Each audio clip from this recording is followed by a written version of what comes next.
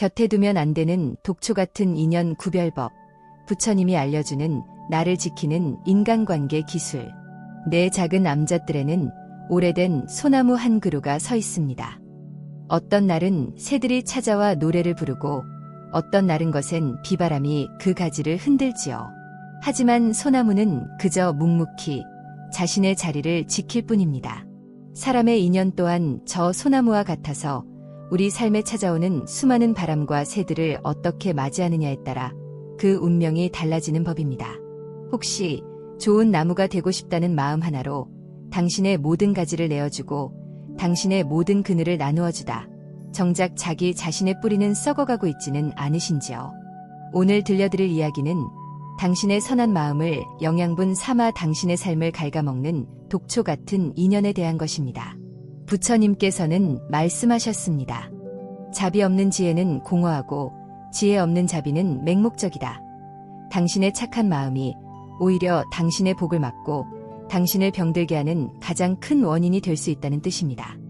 이 이야기를 끝까지 듣고 나면 어쩌면 당신이 가장 믿고 의지했던 바로 그 사람이 당신의 삶을 지탱해주는 든든한 기둥이 아니라 당신의 뿌리를 썩게 만드는 가장 위험한 독초였음을 깨닫게 될지도 모릅니다.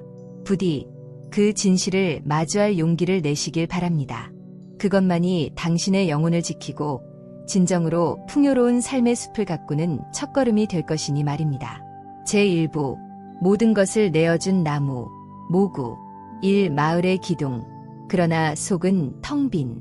옛날 산 아래 첫 번째 마을에 모구라는 이름의 사내가 살았습니다.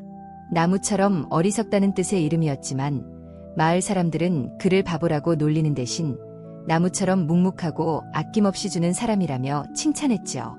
그의 삶은 그 이름처럼 다른 이들을 위한 그늘이 되고 땔감이 되어주는 것이 전부였습니다. 그의 집은 늘 사람들로 북적였습니다. 모구, 자네 쌀독의 쌀이 좀 남았는가? 우리 집은 당장 끓일 쌀이 없네. 모구, 내일 우리 집밭일을 좀 도와주게. 자네 힘이 장사잖나. 모구, 자네 아들에게는 작아진 옷이 있거든. 우리 막내에게 물려주게나. 모구는 단 한 번도 아니오라는 말을 해본 적이 없었습니다.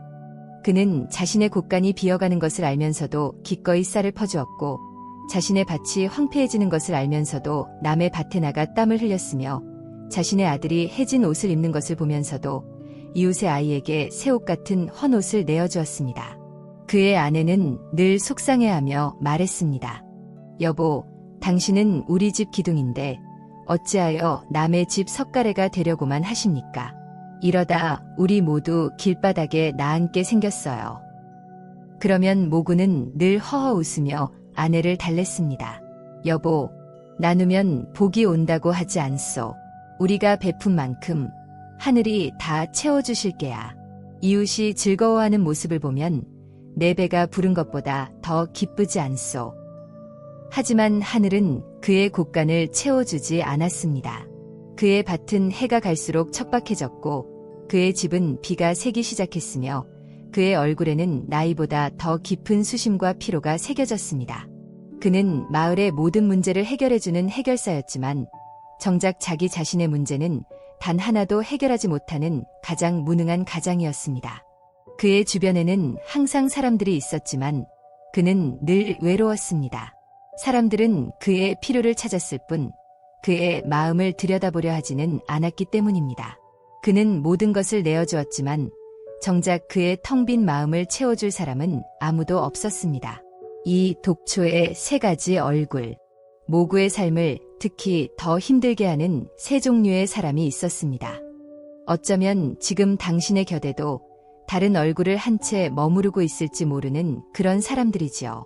첫 번째는 끝없이 요구하는 사람, 만호였습니다. 그는 모구의 오랜 친구임을 내세우며 시도 때도 없이 그를 찾아왔습니다. 그는 늘 새로운 사업 계획을 늘어놓으며 모구의 도움을 청했고 모구는 그의 꿈을 응원하는 마음으로 자신의 마지막 남은 땅 문서까지 담보로 잡아 돈을 빌려주었습니다. 하지만 만호의 사업은 늘 실패했고 그는 단 한 번도 돈을 갚기는커녕 자네가 조금만 더 도와주었더라면 성공했을 텐데라며 은근히 모구를 탓했습니다.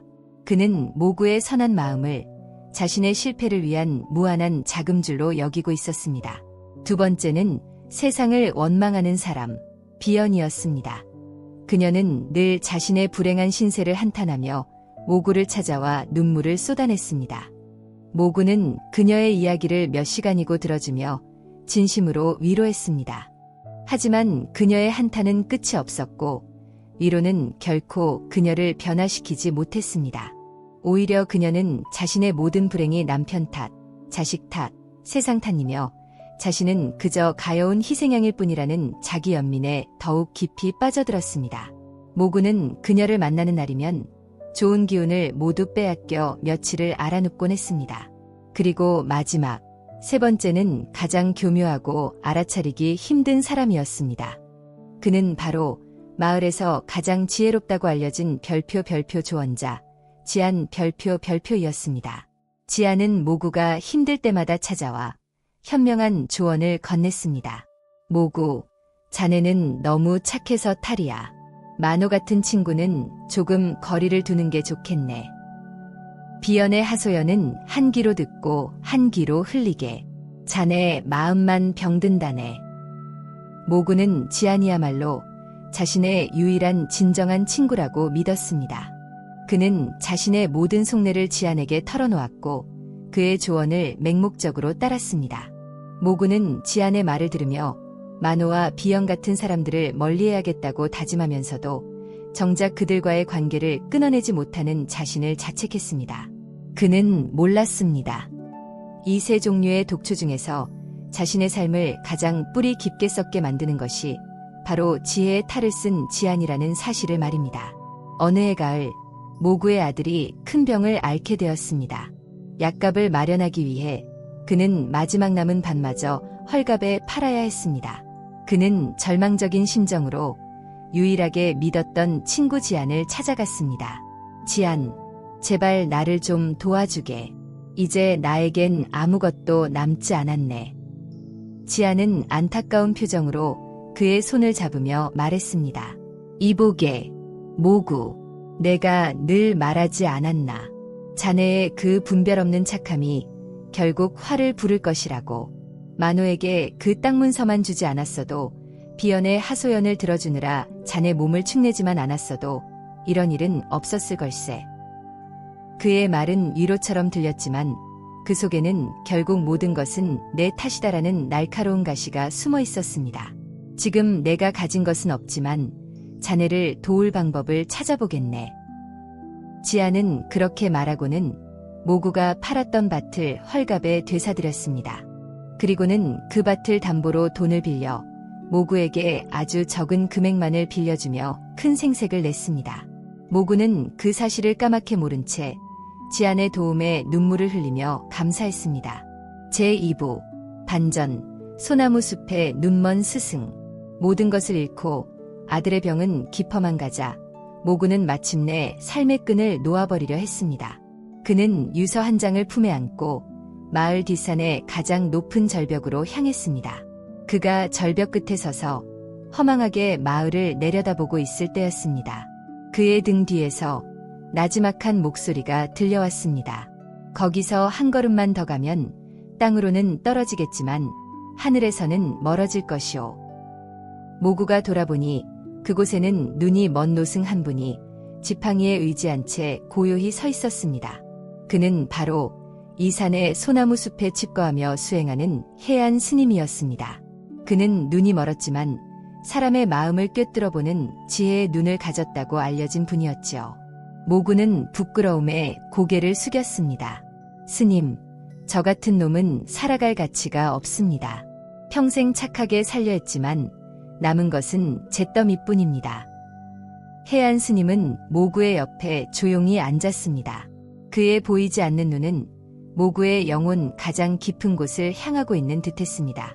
그대는 착한 것이 아니었소. 그대는 그저 다른 사람의 인정과 칭찬을 갈구하는 가장 큰 욕심쟁이였을 뿐이오. 스님의 말은 천둥과도 같았습니다. 진정한 자비는 둑이 터진 강물처럼 모든 것을 쓸어버리는 것이 아니오.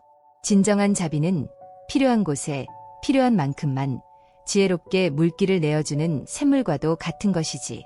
그대는 그 지혜가 없었기에 그대 자신과 그대의 가족이라는 가장 소중한 밭을 스스로 황무지로 만들어버린 게야.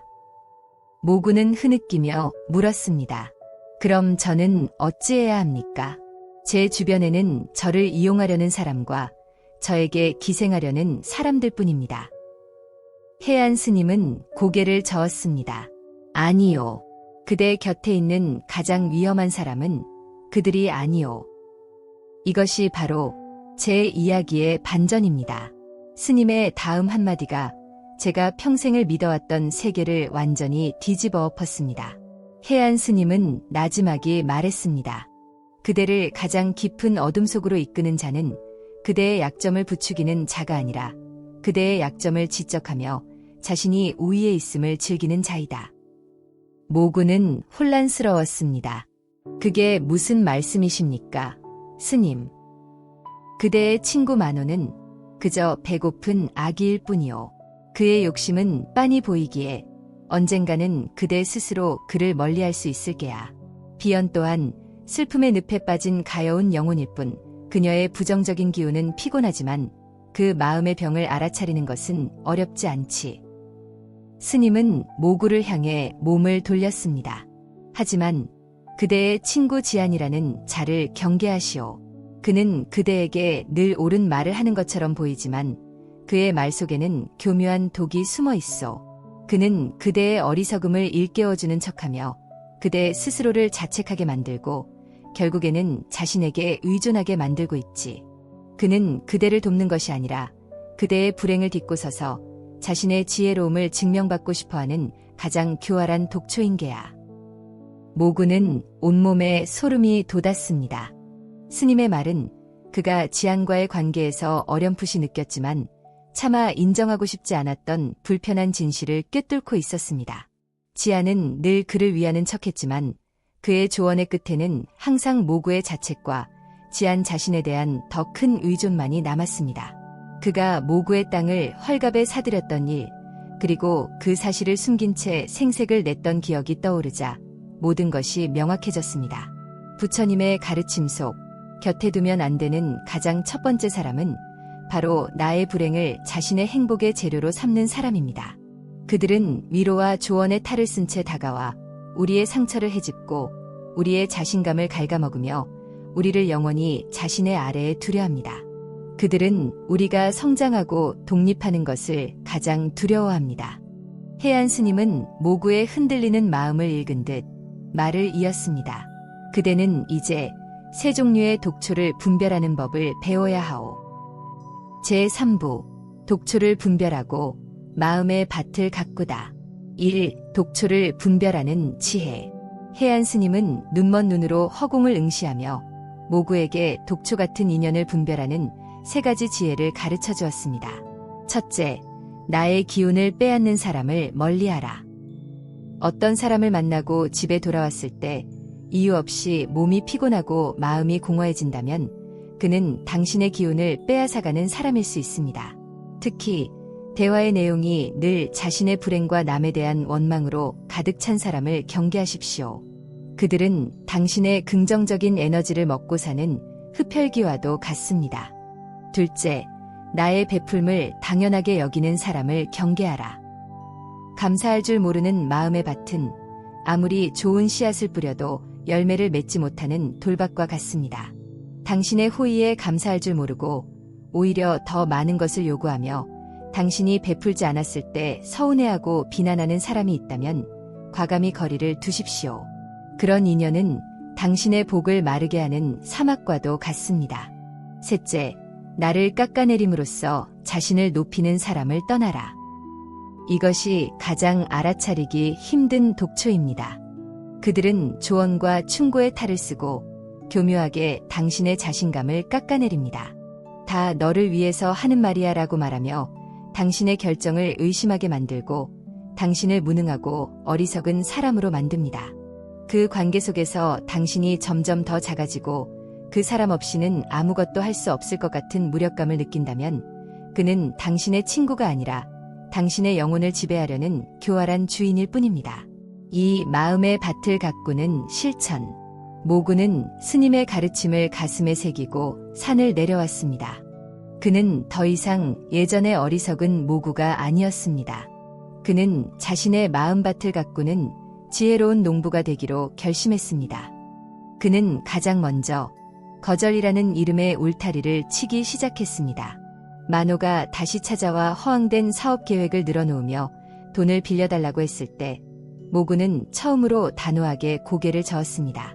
친구, 미안하네. 하지만 나는 더 이상 자네의 꿈에 내 가족의 눈물을 담보로 잡힐 수 없네. 자네가 진정으로 일어서고 싶다면 나에게 기댈 것이 아니라 자네 자신의 두 발로 밭을 가는 법부터 배우게. 만호는 길길이 날뛰며 그를 비난했지만 모구는 흔들리지 않았습니다. 다음으로 그는 공감하되 동화되지 않는 둑을 쌓았습니다. 비연이 찾아와 또다시 신세 한탄을 시작했을 때 모구는 예전처럼 그녀의 감정에 휩쓸려 함께 늪에 빠지는 대신 조용히 차를 한 잔 내어주며 말했습니다. 부인, 당신의 삶이 고단하다는 것을 잘 압니다. 하지만 당신의 행복은 다른 누구도 아닌 당신 스스로 만들어가야 하는 것입니다. 제가 들어드릴 수는 있지만 제가 당신의 삶을 대신 살아줄 수는 없습니다. 그는 그녀의 고통에 공감했지만 그 고통의 주인이 그녀 자신임을 명확히 해주었습니다. 마지막으로 그는 진실이라는 이름의 쟁기로 가장 깊은 땅을 갈아엎었습니다. 그는 지안을 찾아갔습니다. 그는 지안을 비난하거나 복수하려 하지 않았습니다.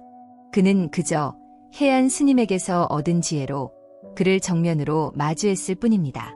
지안, 그동안 고마웠네. 자네의 조언 덕분에 내가 얼마나 어리석었는지 깨달을 수 있었지. 하지만 이제 나는 더 이상 자네의 지혜에 의지하지 않으려 하네. 나는 이제 나의 실패와 상처를 스승 삼아 나만의 길을 걸어가 보려 하네. 모구의 그 담담하고 흔들림 없는 눈빛 앞에서 지안은 처음으로 자신의 지혜가 얼마나 얄팍하고 이기적인 것이었는지를 깨닫고 부끄러움에 고개를 숙였습니다. 그를 조종할 수 없게 되자 지안은 얼마 뒤 조용히 마을을 떠났습니다. 결론, 그늘과 열매를 함께 맺는 나무. 모구의 삶은 천천히 그러나 분명하게 변하기 시작했습니다. 그는 더 이상 모든 사람에게 좋은 사람이 되려고 애쓰지 않았습니다. 대신 그는 자기 자신에게 좋은 사람이 되었습니다. 그는 자신의 마음밭을 먼저 돌보고 자신의 뿌리를 깊고 단단하게 내리는데 집중했습니다. 그러자 놀라운 일이 벌어졌습니다. 그가 건강해지자 그의 주변으로 건강한 인연들이 모여들기 시작했습니다. 그들은 모구에게 무언가를 바라지 않았습니다. 그들은 그저 그의 곁에서 함께 땀 흘리고 함께 웃으며 서로의 성장을 돕는 진정한 도반이 되어주었습니다. 모구는 예전처럼 사람들을 도왔습니다. 하지만 그의 방식은 달라졌습니다. 그는 물고기를 잡아주는 대신 낚시하는 법을 가르쳐 주었고 무조건적인 위로 대신 스스로 일어설 수 있는 용기를 심어주었습니다. 그의 자비에는 이제 지혜라는 단단한 뿌리가 함께하고 있었습니다. 세월이 흘러 모구는 마을에서 가장 존경받는 어른이 되었습니다. 그는 여전히 나무와 같은 사람이었습니다. 하지만 그는 더 이상 자신의 모든 것을 내어주다 쓰러지는 어리석은 나무가 아니었습니다. 그는 자신의 뿌리를 깊이 내리고 건강한 가지를 뻗어 꼭 필요한 이들에게 기꺼이 시원한 그늘을 내어주고 잘 익은 열매를 나누어주는 지혜롭고 풍요로운 나무가 되어 있었습니다. 모든 살아있는 존재들이 평화롭고 행복하기를 기원합니다. 구독과 좋아요는 자비로운 마음의 실천입니다. 감사합니다.